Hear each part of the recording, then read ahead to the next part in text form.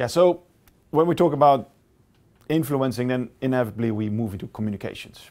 How do I communicate my message, and what is it that I even want?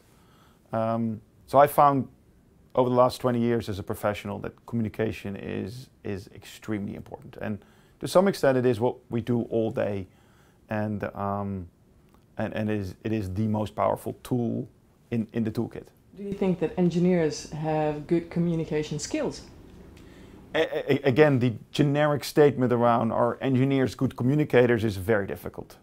Just some audiences, they are perfect because they know how to kind of say 1 + 1 is 2 in a very simple way, and the logic is perfect. So if you have an audience that likes that logic, then there you go.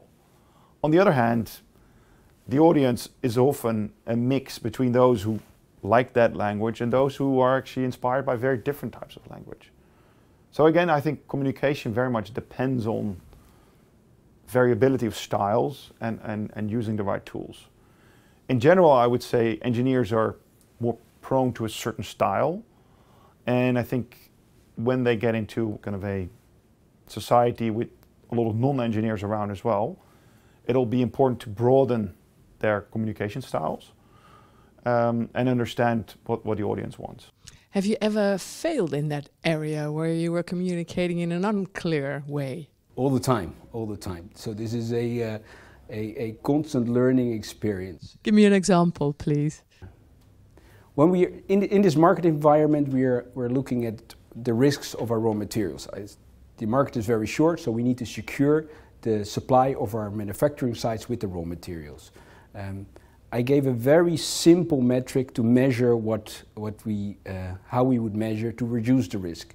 But risk is so complex that in the end I needed to decide to complex the metric a bit with putting other metrics. To give you an example, we said we'll look at raw materials where we only have one supplier qualified. And that's of course a very simple way of measuring what we're doing, and it's a very important thing, but it's not the whole picture. So I try to reduce the complexity to as simple as possible, but sometimes you understand that you went a bit too simple.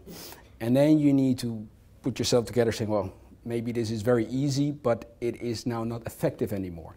And now we're increasing the scope, making now 2 extra metrics into this risk, in this risk KPI, which is a bit more complex, but again, they're effective in balancing what is helping the reality and being simple for the message itself. Sense making is, I think, important because it drives people.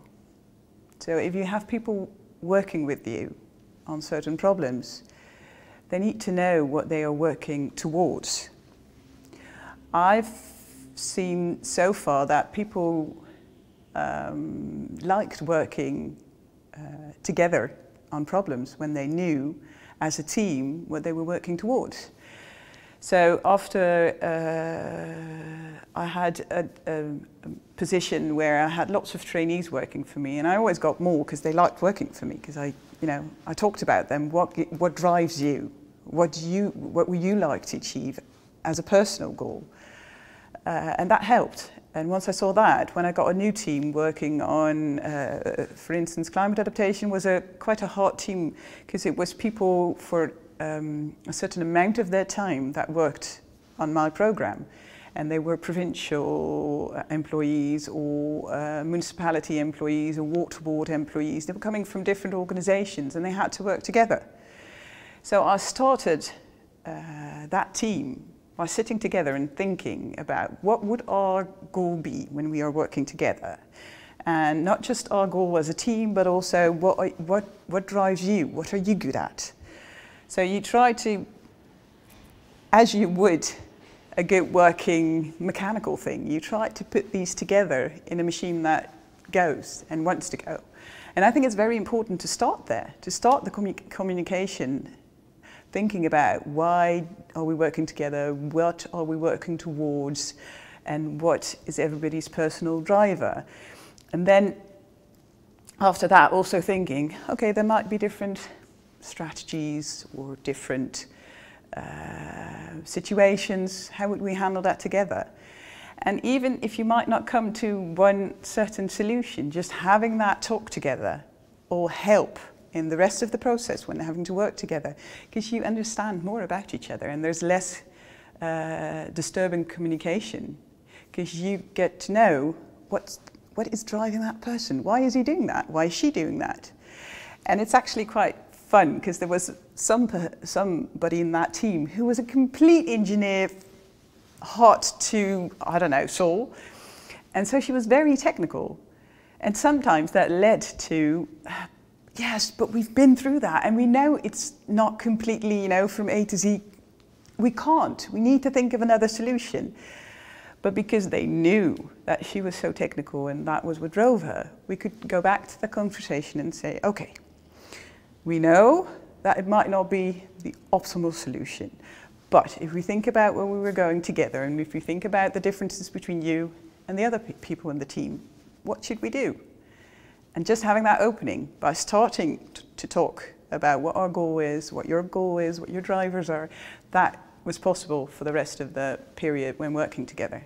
So yeah, it's very important to, I don't know, that's my sense making sense of why people do things they do, making sense of what we're working toward, and having a set goal together to actually be able to really work together.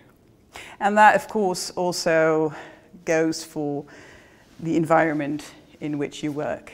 You have to have talks with your partners, with your the bosses elsewhere, the people involved. So yeah, it's always about why are we doing this? And why are you doing that? And bringing it together.